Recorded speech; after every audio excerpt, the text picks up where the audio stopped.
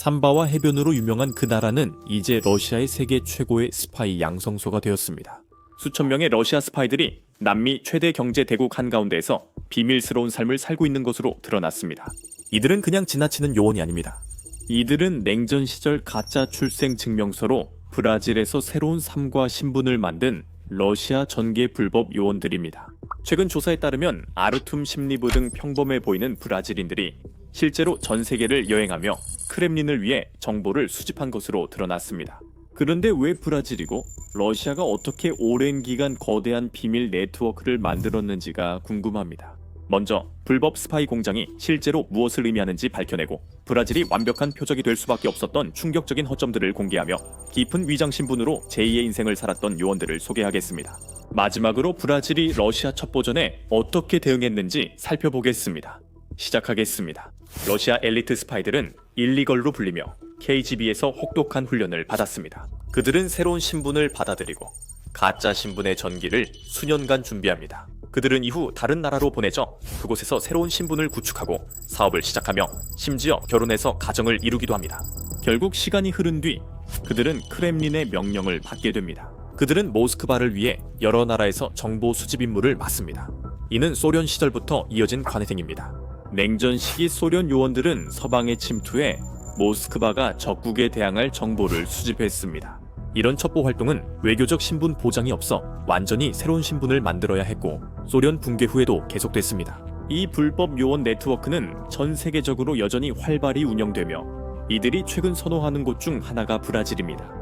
하지만 이전 작전들에서는 이 스파이들은 단지 자신들이 머무는 국가에 대한 정보를 수집하는 역할만 했습니다. 이제 이들의 목표는 브라질에서 스파이 활동이 아니라 브라질인이 되는 것이었습니다. 그렇다면 왜 많은 러시아 스파이들이 브라질에 끌릴까요? 보시다시피 브라질은 다문화 국가입니다. 이것은 다른 많은 나라들보다 자연스럽게 섞여 들어가기가 훨씬 쉽다는 뜻이죠. 또 다른 이유는 브라질 여권의 힘입니다. 아마 모르실 수도 있지만 브라질 여권은 최신 세계 여권 파워 순위에서 11위를 차지하고 있습니다. 브라질 여권 소지자는 유럽연합 전체를 포함해 100개국 이 넘는 나라에 비자 없이 입국할 수 있습니다. 브라질의 허술한 신분증 시스템도 러시아 스파이 활동의 완벽한 이유 중 하나입니다. 브라질은 분산된 시민 등록 시스템을 보유하고 있습니다. 이 말은 연방정부가 출생증명서나 신분증 발급 등을 직접 통제하지 않는다는 뜻입니다. 주와 지역 정부가 이를 담당해 시스템이 지역 부패에 취약해집니다. 브라질 법엔 출생증명서 발급에 또 다른 허점도 있습니다. 대부분 국가는 출생증명서 발급 전 의사나 병원 확인이 필요하지만 브라질은 그렇지 않습니다. 만약 시골 지역에서 태어났다면 최소한 한 명의 브라질인 부모에게서 태어났다고 선언하면 출생증명서를 받을 수 있습니다. 이로 인해 러시아인들이 가짜 이름으로 출생증명서를 더 쉽게 받을 수 있게 됐습니다. 경찰은 이 러시아인들이 이 서류들을 위조했거나 1980년대, 나 1990년대에 태어난 것처럼 등록하기 위해 현지 공무원들에게 뇌물을 줬다고 생각했습니다. 하지만 경찰은 이 서류들이 전혀 위조된 것이 아니었고 최악의 경우에는 심지어 새로 발급된 것도 아니었다는 사실을 알게 되었습니다. 이로 인해 냉전 시대로 거슬러가는 더 음흉한 결론에 이르렀습니다. 수사관들은 소련 말기에 KGB 스파이들이 브라질에서 가짜 출생증명서를 발급했다고 믿고 있습니다. 그들은 아마도 언젠가 새로운 세대의 스파이들이 브라질에 와서 이 가짜 신분을 사용할 것이라는 기대를 가지고 이런 일을 했을 것입니다. 이 일은 1980년대 소련이 붕괴하던 시기에 있었을 것입니다. 이것을 서방 적국 스파이 활동을 위한 플랜 B로 보시면 됩니다. 스파이들은 진짜 출생 증명서로 추가 신분 서류를 쉽게 얻었습니다. 그들은 유권자 신분증, 군 관련 서류, 그리고 브라질 여권을 얻었습니다. 이제 그들은 완전히 브라질인이 되어 서방을 스파이할 준비가 됐습니다. 이 브라질레이라 스파이들 중 몇 명을 만나봅시다. 게르하르트 다니엘 캄포스 비틱, 34세는 평범한 브라질인처럼 보였습니다. 그는 성공적인 샘디 프린팅 사업을 운영했고 의욕적인 워커홀릭처럼 보였습니다. 그는 브라질 여자친구와 리우데자네이루의 멋진 아파트에 살며 고양이도 키웠습니다. 그는 진짜 출생증명서와 신원을 확인해주는 여권을 가지고 있었습니다. 그의 브라질 여자친구는 그의 진짜 정체에 대해 아무것도 몰랐습니다. 그는 친구들과 인맥을 쌓았지만 아는 사람들은 그가 수줍고 내성적이며 사진 찍히는 것을 좋아하지 않았다고 했습니다. 6년간 조용히 지낸 그는 진짜 임무 시작을 초조하게 기다렸습니다. 알고 보니 그는 또 다른 러시아 정보 요원과 비밀리에 결혼했고 그녀도 그리스에 파견됐습니다.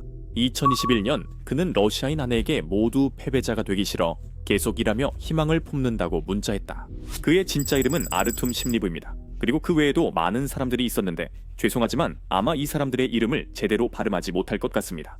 블라디미르 알렉산드로비치 다닐로프와 예카테리나 러니도바 다니엘로바, 이 부부는 오래 포르투갈에서 활동했습니다. 처음엔 브라질, 다음엔 포르투갈 신분을 만들었고 블라디미르는 마누엘 페레이라가 됐습니다. 그들은 어떻게 했을까요? 2016년 4월 마누엘과 아드리아나 페레이라는 리우의 민원 사무소에 들어갔습니다. 그들은 신분증을 제출하고 작은 방에서 셀란치 도스 산토스 판사를 만났습니다. 그는 자신을 마누엘 프란시스쿠 슈타인브릭 페레이라라고 소개했습니다. 1985년에 리우 출신 여성과 카밀루 페레이라라는 포르투갈 남성 사이에서 태어났다고 했습니다. 그녀는 아드리아나 카롤리나 실바 코스타라고 소개하며 1986년 후안 카스트루와 마리아 파이스 사이에서 태어났다고 했습니다. 그들은 결혼을 약속하고 서류에 서명해 새 삶을 시작했습니다. 그들은 리우데자네이루 바자 다 차주카의 작은 아파트에 정착했고 2017년 5월에 변화가 있었습니다. 마누엘은 리우의 포르투갈 영사관에서 시민권을 신청했습니다. 그의 증거는 무엇이었을까요? 카미루 페레이라가 미성년자였던 마누엘을 공식적으로 아들로 인정했다는 내용이 출생증명서에 기재된 문서였습니다. 카밀루는 브라질에 거주하는 은퇴한 법원 서기로 가족과 함께 지냅니다. 마누엘과 아드리아나가 체포된 뒤 기자들이 카밀루에게 연락했지만 그는 인터뷰를 거부하고 소셜미디어 계정도 삭제했습니다. 카밀루와 그의 가짜 아들과 며느리가 실제로 만났는지는 알 수 없습니다. 마누엘은 이를 이용해 포르투갈 시민권을 얻으려 했습니다. 2018년부터 그 부부는 포르투갈을 자주 방문했고 리우 포르투갈 영사관에 결혼을 등록했습니다. 2019년까지 아드리아나도 포르투갈 시민이 됐습니다. 포르투갈 시민권을 얻으려면 포르투갈 시민과 3년간 결혼해야 합니다. 그들은 포르투에서 작은 아파트를 임대해 조용히 살았지만 결국 진실에 직면했습니다. 로만 올레고비치 카발과 아리나 알렉세브냐 안토노바는 브라질에 있던 또 다른 스파이 커플이었습니다. 그들은 신분이 탄로나자 갑자기 우루과이로 도망쳤습니다. 올라 이고레브라 투테르바는 금발 모델로 위장한 스파이였습니다. 그렇다면 이 스파이들은 어떻게 체포되었을까요? 모든 일은 빅토르 몰레르 페헤일에게서 시작됐습니다. 그의 본명은 세르게이 체리카소프로, 러시아 군사정보국 소속 장교였습니다. GLU는 러시아의 대표적인 군사정보기관이었습니다. 그의 임무는 헤이그의 국제형사재판소 ICC에 침투하는 것이었습니다. 이 일은 국제형사재판소가 우크라이나 내 러시아 전쟁 범죄를 조사하기 시작한 중요한 시점에 발생했습니다. 그는 어떻게 그곳에 도착했을까요? 그는 동료 스파이들처럼 완벽히 브라질인으로 위장했습니다. 그는 2010년 소원해진 아버지를 만나러 리우에 갔다고 주장합니다. 그는 포르투갈어를 잊었다고 주장하며 다시 배우고 브라질 시민권을 되찾고 싶어 했다고 했습니다. 그는 2018년에 더블린에 있는 트리니티 칼리지에서 정치학 학위를 받았습니다. 그는 존스 홉킨스 대학교에서 미국 외교정책 석사 과정을 마치고 2020년 졸업했습니다. 그리고 그렇게 해서 한 러시아 스파이가 명문 미국 대학에 들어가 미국 외교정책에 대해 배우게 된 것입니다. 2022년 4월까지 그는 국제형사재판소에서 인턴십을 시작할 준비를 하고 있었습니다. 그러나 그는 스키폴 공항 도착 즉시 네덜란드 당국에 구금되었습니다. CIA가 네덜란드 당국에 빅토르에 대한 정보를 제공했고 2010년 미국에서 러시아 스파이가 적발된 후였습니다.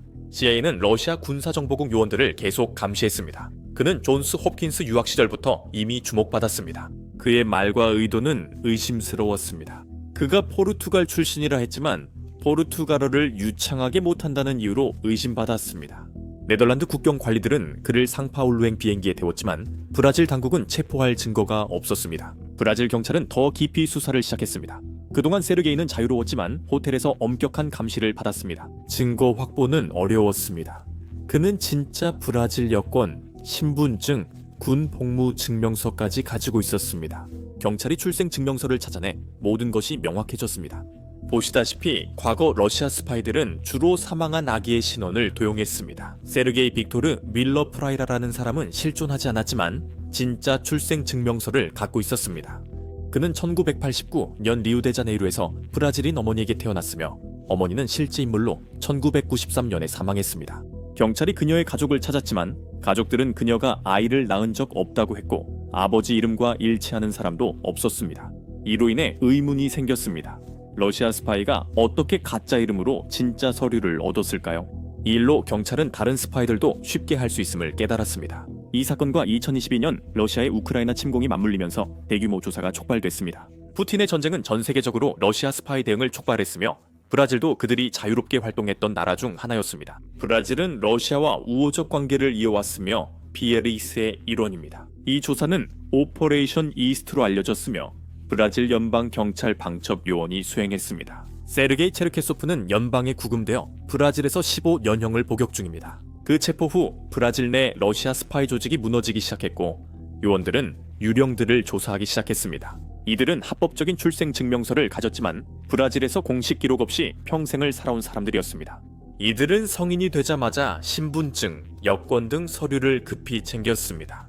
요원들은 수백만 건의 기록을 조사하며 의심스러운 패턴을 찾기 위해 출생등록부, 여권, 운전면허증 등을 샅샅이 뒤졌습니다. 이 작업 중 일부는 컴퓨터로 할 수 있었지만 브라질의 데이터베이스들은 모두 연결되어 있지 않거나 쉽게 얻을 수 있는 것이 아니었습니다. 이 작업의 상당 부분은 수작업으로 옛날식 탐정 방식으로 이루어져야 했습니다. 공들인 수색 끝에 이스트 작전은 브라질 내 러시아 스파이 조직을 밝혀내고 무너뜨릴 수 있었습니다. 이 작전의 두 번째 스파이는 미켈 미쿠신으로 노르웨이 도착 전 브라질 당국의 조사를 받고 있었습니다.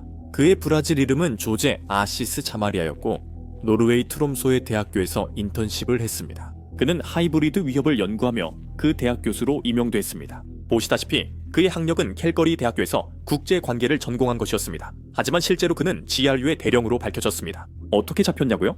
디지털 실수였나요? 알고 보니 그는 실제 신분과 가짜 신분 모두에 같은 이메일과 비밀번호를 사용했습니다. 그의 이메일 일부는 러시아 주소로 등록돼 있었고 2022년 10월 노르웨이 당국에 체포됐습니다. 2024년 그는 포로 교환으로 러시아에 송환됐습니다. 친구 게르하르트도 2022년 말 경찰의 추적을 받았습니다. 알고 보니 그의 브라질인 어머니는 이미 사망했고 그 이름의 자녀도 없었습니다.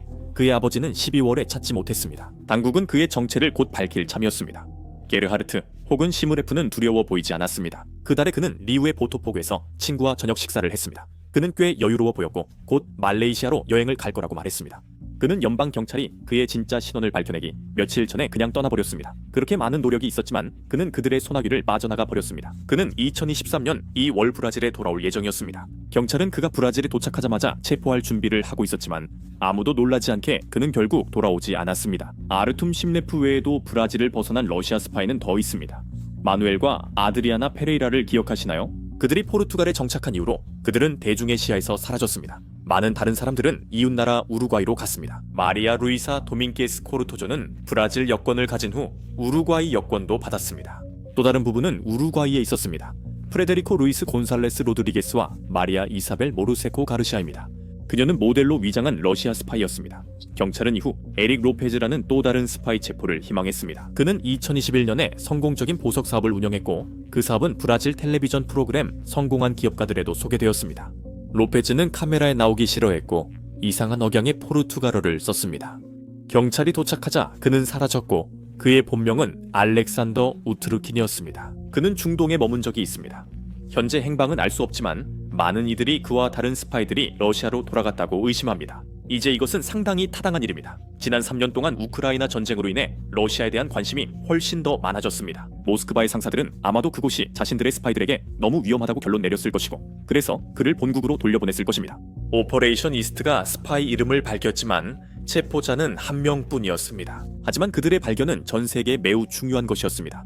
그들은 이 정보를 전 세계 해외 정보 기관들과 공유했습니다. 이 다른 기관들은 이 정보를 이미 알려진 러시아 스파이들의 기록과 대조해 보았습니다. 그 결과 일치하는 인물들을 발견했습니다. 그렇게 해서 우리는 지금 이 브라질 국적을 가진 러시아 스파이들, 즉 유령 스파이들의 진짜 이름을 알게 된 것입니다. 브라질은 대규모 지정학적 문제에서 중립을 지키며 러시아의 우크라이나 침공 후에도 모스크바와 우호 관계를 유지했습니다. 브라질은 비릭세나마 침공 비난을 거부했고 이 사실이 드러나자 큰 배신감을 느꼈습니다. 크렘린은 브라질에서 대규모 스파이 공장을 운영했습니다. 더 많은 체포가 어렵다면 폭로도 가능했습니다. 그래서 브라질은 인터폴을 이용해 블루 노티스를 발부합니다. 블루 노티스는 특정 인물에 대한 정보를 찾기 위한 경보입니다. 그리고 이 노티스들은 러시아 스파이들의 이름, 사진, 지문을 전 세계에 공유했습니다. 맞아요. 인터폴은 간첩 활동을 다루지 않고 브라질은 이를 우회했습니다. 그들은 스파이들이 허위 문서를 사용한 혐의로 수사 중이라고 말했습니다. 우루과이도 인터폴에 비슷한 경고를 발령했습니다. 로만 카발과 이리나 안토노보, 우리가 앞서 언급했던 또 다른 부부에 대해 말하자면 이 두 사람은 신분이 노출된 후 우루과이로 도망쳤습니다.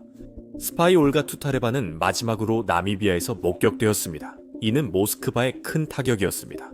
모스크바는 우호국 내 광범위한 스파이 네트워크를 잃었습니다. 이제 모두가 정체를 알아 러시아가 네트워크를 재구축하기 더 어려워질 것입니다. 이 이야기들이 보여주듯 러시아에는 인내심이 있습니다. 이 스파이들 중 많은 이들이 브라질인 신분을 처음부터 수십 년에 걸쳐 쌓아 올렸습니다. 소련이 수십 년 전 이 네트워크를 시작했다는 주장도 있습니다. 블라디미르 푸틴도 젊을 때 스파이 네트워크에 관여했습니다. 그는 1980년대 동독에서 소련 스파이 그룹을 관리했지만 이제 각국 정부는 러시아 스파이에 더 잘 대응하고 있습니다. 이런 유령들이 브라질 등 다른 나라에도 더 많을 수 있습니다. 모나코의 사교계 인사든 노르웨이의 연구원이든 브라질의 화려한 모델이든 매력과 거짓 사이의 경계는 종이 한 장 차이입니다. 우리는 빙산의 일각만 보고 있을 수 있습니다. 이런 스파이들이 얼마나 더 숨어 있을지 알 수 없습니다.